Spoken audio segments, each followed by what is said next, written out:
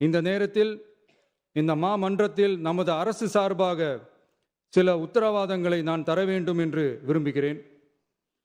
தமிழக வெற்றிக் கழகத்தின் கொள்கை தலைவர்களான தந்தை பெரியார், பெருந்தலைவர் காமராஜர், அண்ணல் அம்பேத்கர், வீரமங்க வேலு நாச்சியார், மக்கள் சேவகர் அஞ்சலை அம்மாள் ஆகியோரின் வழிகாட்டுதலுடன் இந்த மக்கள் அரசு மனசாட்சி உள்ள மக்களாட்சியை தரும் என்று உறுதியளிக்கிறேன். சமூக நீதி, சமநீதி, சம வாய்ப்புடன், உண்மையான உறுதியான ஜனநாயகத்துடன், மதச்சார்பற்ற சமூக நீதி கொள்கைகளுடன் இந்த அரசு நடக்கும். அதில் சிறிதும் மாற்றமில்லை.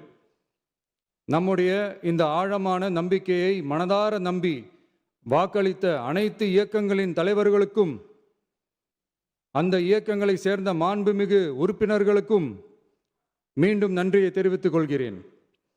எம்மதமும் நம் மதமே, எல்லா மக்களும் நம் மக்களே, இதில் வாக்களித்தவர்கள் வாக்களிக்காதவர்கள் என்ற பாகுபாடே இருக்காது.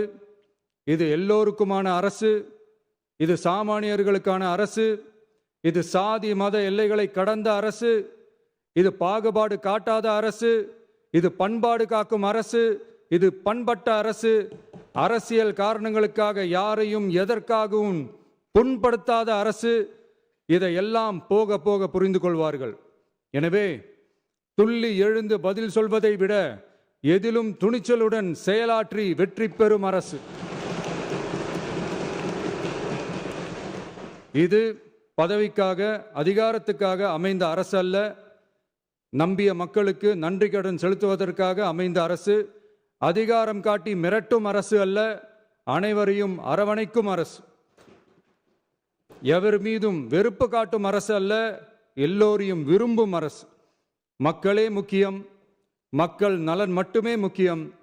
அதுவே எங்கள் ஒரே நிலைப்பாடு. எனவே மனசாட்சி உள்ள மக்களாட்சிக்கு ஆதரவளித்த அனைவருக்கும் மீண்டும் என்னுடைய நன்றியை தெரிவித்துக் கொள்கிறேன்.